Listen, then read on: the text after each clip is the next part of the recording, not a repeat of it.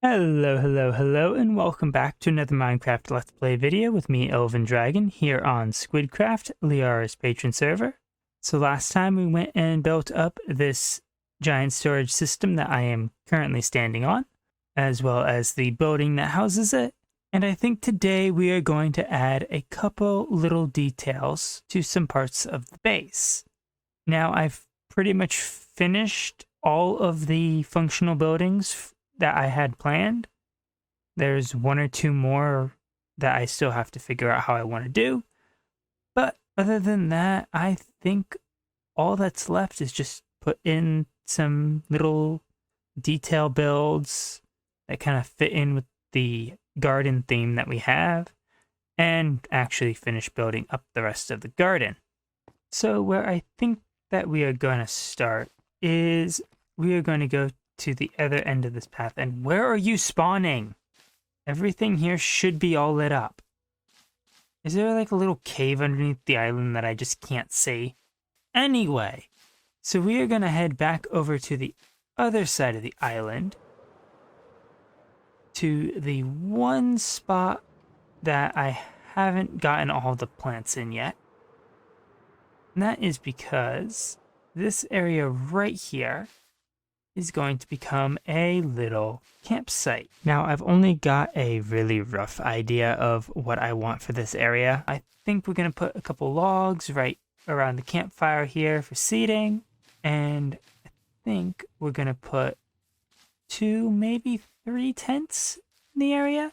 I'm also going to have to put in some podzol and everything else to make up the paths and connect that up to the main road, but that can be figured out once we actually have the detail parts of the build, or rather the bigger details of the build, in place. Because the paths are also going to go to the tents, and so where we put the tents is going to affect where the paths are going to eventually lead. So what I'm thinking for these is we're just going to have some very simple triangle shaped tents, which I think I'm going to go up 3 blocks. That way we will actually be able to go inside the tents once they are fully built. And that doesn't look too bad. We will close up the back because I'm not liking how this looks with the back open. And maybe having it closed will look a little bit better. And apparently there's a spot over here that enderman can spawn, but I think that's over on the side. And I will deal with them later once I figure out what I'm doing on the sides of the island, where it's not just sitting cliffs. Yeah, there's a lot of them down there. Anyway, spawn-proofing problems aside, I don't think that looks too bad for a simple little tent. I may need to bring this out by another block here, just to give it a little bit more depth. Yeah, that's it. That's what it needed. There's still some stuff left to do for it, though. We do need to carpet over the floor, put in a supporting post in the middle, but I think that will be good. We'll probably have another one here, I think. But let's do that one in teal instead. So I'm going to go get that built up, and then I will be right back. Alright, so I've done a little bit more work in this area. I've added in a kind of trampled path here, which I decided to do the podzol and coarse dirt. And I decided to actually use a little bit of the rooted dirt because I've got a few stacks of this stuff. Now, I didn't put it into the other dirt paths because I wasn't expecting to have this much of it. But with all the azalea leaves I've needed to use, I have a decent amount now. So I might retroactively mix that in. I don't know. I do kind of like how the paths are right now.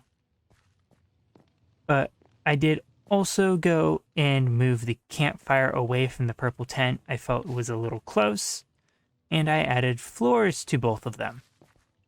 So I think to finish these off, I'm just going to put a couple little sleeping bags in them, like so. I'm going to put one in the purple tent, mostly because I can't be bothered to make more carpets, and 3 sleeping bags is perfect for carpet crafting. And I might go and put some banners over the front of this to kind of close them off a little bit instead of being completely open, we'll have like a front tent flap that's kind of closed. I haven't quite decided if I want to do that though, so we're just going to leave them like this for now. But I think that that is this section done. So now our next project is, oh yeah, I forgot, I need to get the fountains in. We'll do that later, mostly because I don't quite know what I want to do for those yet. But our next project is the area in front of our little houses over here. Now, as you can see, the walls there kind of divide them up a little bit into kind of square yards. But what I want to do is I want to divide them off from the path and from each other more distinctly. So what I'm thinking is for the front here, we're going to do the iron bar and candle fence that I showed off right near the entrance to the base. And then between them, we're going to put in a hedge using flowering azalea leaves. So I am going to go get those marked out. It's really just putting moss, putting down candles, and then just breaking all the moss and replacing it with iron bars. And then I will be back to work on the hedges. All right, there we go. That is the front wall in. I've left gaps for the paths, which I might put some fence gates in, I think. I don't know if those will connect to the iron bars or not. But we also have to put in our hedges here, which I think I'm going to use mostly the... Okay, that's weird. The candles have a much larger hitbox than I would expect from them. Weird. Anyway, what I'm thinking is I'm going to use mostly the flowering azalea leaves for these. I will probably make it so it's not just one leaf all the way down, because that's really monotone texture. You know what? Let's try something. Now, I haven't used these a lot because I don't really like them, but I do like how that looks. Let's add in another one, not there though, just to make sure that it's not a fluke. That doesn't look half bad, putting the azalea saplings in. Pick the other side. Yeah. I kind of like how that looks. It kind of gives a stem to the hedge. Now, part of the reason I haven't used the azalea saplings that much is because, well, I don't really like how they look. They're very boxy compared to the other saplings. I think it's mostly just the fact that I don't really like straight edges that much, because I like to build in a very much more naturalistic style. But I do like how they look in that hedge when we have all the leaves surrounding them. They do make a pretty nice effect there. Now, I'm thinking I'll probably replace some of these flowering leaves with regular azaleas.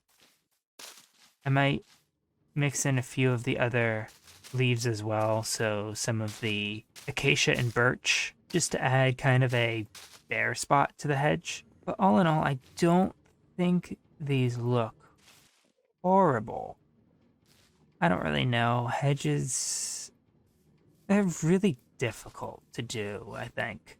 At least, they're difficult for me, at least, to do the way I want. That, and I also don't like building them anyway, because they're very much more of a man-made plant, vice a natural one. But, yeah, I think they look okay. Take a look at one whole yard here. They don't look bad. Again, I think I need to put in some regular azalea leaves in here, just so it's not all flowers. But I don't think it's bad for just a quick little hedge design. And you know what? Maybe some of it is just that we've been really close to it since we've been working on it. So let's take a step back here. Actually, you know what? Let's go up to the roof where we can look down. That way we can get a really long distance view of this hedge. Okay, from up here that doesn't look too bad actually.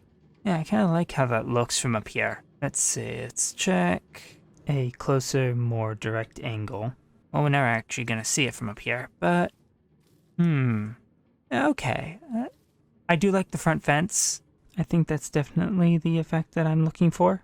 The hedge, again, I think I need to mix in some other leaves into it to make it look a bit better. The more I look at them from a distance here, the more they're starting to grow on me. So they should be fine even if I don't get that done. Maybe I'll put azalea saplings all the way down the bottom so that it's multiple little hedges that have grown into each other instead of several big ones that are obviously a little trimmed and long. What's throwing me off on these is they are very thin and narrow. I don't know how to expand them a bit without ruining their look.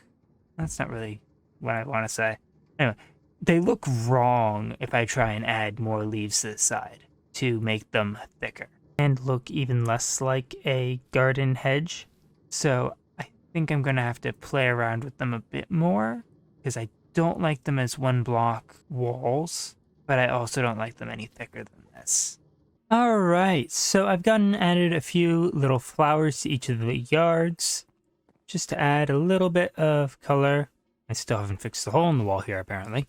But short of doing the interiors and actually adding leaf variation to all of the hedges in front here, I think that that is pretty good for now for these buildings. Now what we have left to do is 4 fountains, 3 of which are over here. And I want to do something with that floating island over there. Now, that island is actually right above this little lake. So the edge of the island comes down and lands basically right here on this block. So I'm thinking we're going to have a little waterfall come down and spill into this pool. And we will also decorate up the island a little bit more so it's not just floating in stone. But my plans for that require some stuff that I don't have right now. So rather than go try and fetch that stuff from the overworld, we're instead going to work on a few of the fountains. And I have a few plants with these. Now this one here is going to be kind of like our sandstone one over there, in that it's going to be this diamond shape, but I want to change it up quite a bit so that each fountain at this base is a little bit different. Let's take out our marker block and put the sea lantern in the middle. Now the main difference for this fountain is that it is going to be made out of prismarine. Let's actually save some of our prismarine bricks, even though I still have plenty of the stuff. And this is actually really monochrome, so I may go change some of these out for dark prismarine later. It's a possibility. But we need a wall there. Can I put candles on walls? No. Okay then. So then we need a pillar up there. Temporary solid block. And we're going to stick all 4 candles on there. Because those line up quite well inside the wall. Are they really just off-centered in the block? Well, that's kind of annoying, now that I notice that. There's 2 pixels on 2 of the sides and 1 pixel on the other. Weird. At least from down here, you can't notice it too much. Anyway, we're going to have those waterlogged and the water spilled down, which... Let's go grab a quick bucket from... Which river's closer? Oh, lake, or rather pond. Not that the technical designations of waterways in this space really matters. Anyway, fill that. And I don't think that's too bad. I think that's a pretty nice little fountain. And now our second one that I have the stuff for right now is going to be terracotta, copper, and red sandstone. Now that one's going to be a little different. It's going to be more circular than diamond shape. What I'm thinking for this one is we're going to use some waxed copper slabs. And those will just form the corners. And then the center of the sides we'll use the terracotta, which we will also use for the center of the fountain. I just think it looks pretty nice. It's a nice neutral flat. And then the red sandstone wall will go on the bottom. We need to put lightning rods on there. I'm trying to remember what I thought. Anyway, we need to put the candles on the terracotta blocks. think those will match. And nope, that's not what I want to do. We want to put that on top of there, and then support that like that. Now, on top, we're going to put the lantern here. That'll just provide a little bit of light, like we do with all of our fountains. And I think even unwaterlogged, that doesn't look too bad. So, water, and oh, I actually kind of like that a little bit better. But that is that little fountain done. So for the last two fountains, I want to do something a bit more themed. However, this one here, it's a little bit harder to do because I've been doing the fountains out of stone materials, and well, neither of these buildings have farms to do anything with stone or anything that lends itself to stone type materials. Now, I suppose we could use the kelp blocks, but they don't really look good for a fountain. So instead, what I'm gonna do is make it kind of a ruined fountain a bit. So we're gonna build this out of regular cobblestone and mossy cobblestone, and we're just gonna kind of spread these out to create a very old abandoned fountain effect. Now we're gonna mix in some half slabs as well, where the wall's a little bit more broken down, just to make it look a little bit more disrepaired. And then we're gonna have walls in the middle. I think we're gonna keep with our usual thing of having a light source in there. So we'll stick an end rod on top. And I don't think that looks too bad. That will basically allow us to have a little bit more decorated lighting here. And I think there's one more thing missing, and that is to put in some stairs into the bottom of this, which we will waterlog, to kind of make it look like there was once water in the fountain, and some has collected in the ruined floor. Now I don't have any mossy cobble on me, so we're just going to do the one stair for now. And let's see, let's waterlog that. Yeah, that way it looks like there's kind of a little bit of water in here to show that it was once a fountain, and now it's basically dry.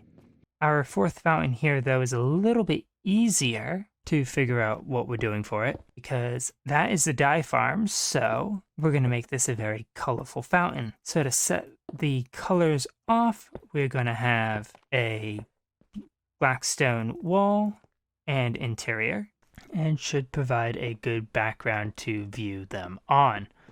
So now for the center of the fountain, we're just going to put a blackstone block in the middle. We're going to want end rods in there. So let's build that up a little bit. We need one going down like that. Then the end rod there, and we're going to connect them with a piece of white glass. Now around the outside, we're going to have a rainbow of candles. So we're just going to put one on each. And this is actually perfectly sized that I can have one of each color go all the way around, and then we can double it. And I think that that looks really nice. I don't know if we're going to light them or not. Probably not. Now the final thing is in the outer gaps here, we're going to put some stained glass panes. Just going to use the carpets here to kind of mark out where I want the pieces, because I want these kind of floating around the center bit. And the moss carpets are also very, very easy for me to tear out later, because I can just knock out the bottom one and have the entire stack fall down. Now I don't want all of these to be at the same height, and I don't really want the same color next to each other. I also don't want two at the same height next to each other. So let's actually raise... Oh, nope, that is the wrong pickaxe there. Would have been bad since I only have one of each glass pane on me. But I'm also trying to make it so that consecutive colors are not next to each other.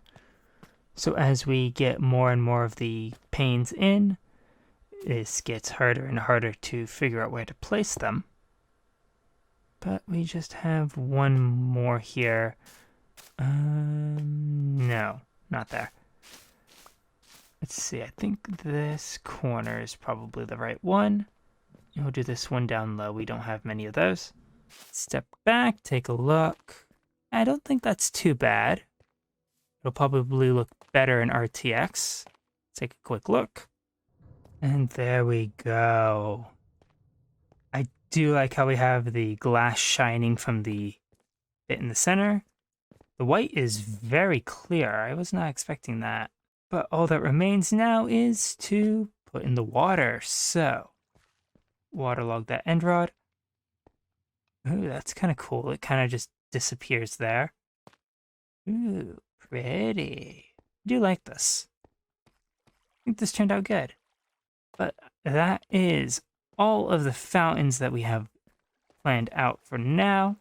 So now all that remains to do for the part of the base that I have already been working on is this little floating island I mentioned earlier. So on top of here, I want to put a custom tree. Nothing fancy. We've got tons of them. This one will probably be a little bigger than the rest, but definitely not as big as the one for our bee farms. And I want to have a little river coming off of it that will just spill down and right into this pond. But underneath, what I think I'm going to do is I'm going to have some glow vines.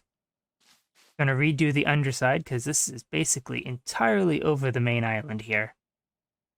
I'm going to have some glowberry vines, and I think I want to put in a spore blossom because 1.18 just released not too long ago, and well, I kind of want to put one in. I think it would look really good with the base and would fit in really well. Unfortunately, I've already tried in a testing world to put them on leaves and I can't, which is quite a disappointment because then I would put them everywhere in the space. So I think this island here will be a good place to put one. The only issue is I don't have any. So I guess we are going on an adventure to go get a few. Alright, so I have located a lush cave down in here, and also apparently a mine shaft. So hopefully, if we are lucky, we should be able to find a couple spore blossoms. Avoid the spider.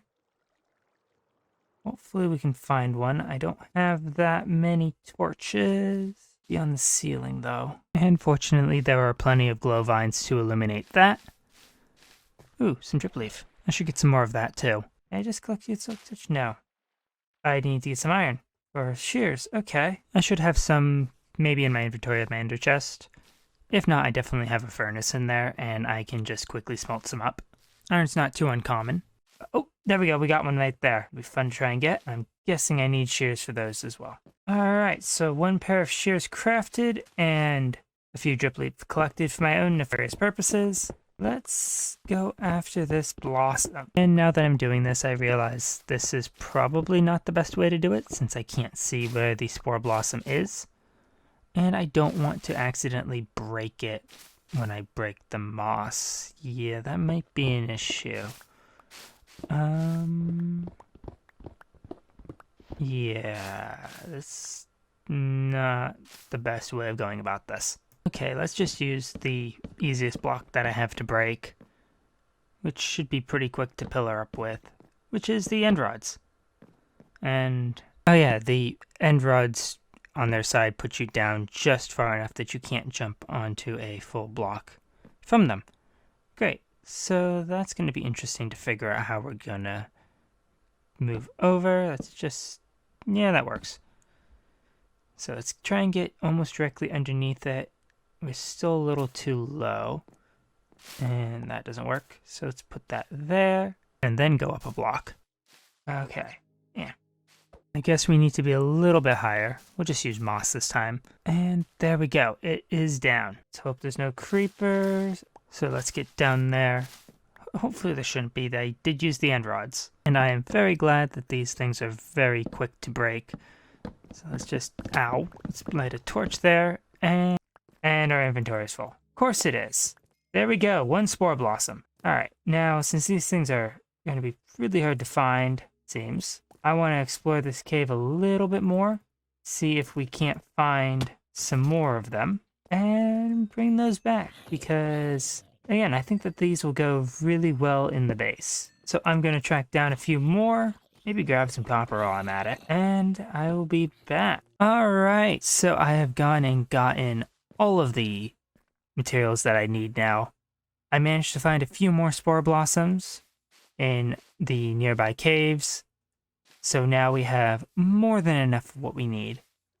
So, what I'm thinking we're going to do is I'm just going to replace the bottom of this here with regular dirt, some coarse dirt, and rooted dirt, and that is just going to serve as base for what I want here.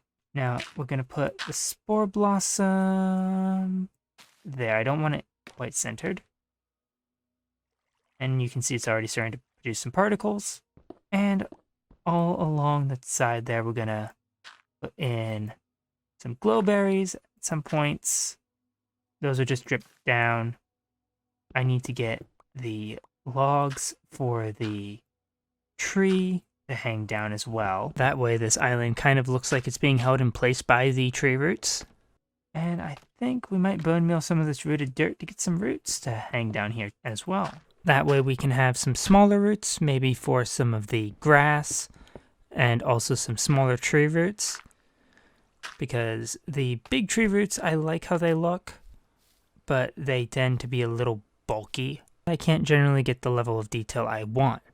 So, taking a step back here, we can see at least the start of the tree up here. It's not quite done, and I don't know if I'm going to build a full tree, because I'm mildly happy with how it is. Maybe I'll make it look like it's been struck by lightning or something. And, okay, yeah, those particles really add the atmosphere to the space. I like that. Maybe I'll have to figure out a way to fit more of these in elsewhere. But for now, we just need to get the bottom of the island here done. So I guess I'm going to get that transformed over, and then I will be right back. And there we go. Now, obviously the tree on top still needs a bit of work. I still haven't quite decided what I want to do for that, but the bottom is what is important, and I quite like that. I have some issues with the big tree roots being a little too blocky for my tastes, but there's not much I can do about that because of Minecraft limitations. But I am happy with how the glowberries, the roots, and everything just comes together to make it the bottom of a big dirt pile, more or less. And I did put a second spore blossom in because I felt it needed another splash of pink up there. And there are a lot of particles here now, which is great. I like the particles. I think they go really well with the base. They kind of look like leaves blowing in the wind, and I quite enjoy that. Now, I still got to get a lot more stuff here done in terms of plants and trees, but I think that with that island done, that is going to be it for today. So, if you enjoyed the video, please leave a like and consider subscribing, and I will catch you all in the next one. Goodbye!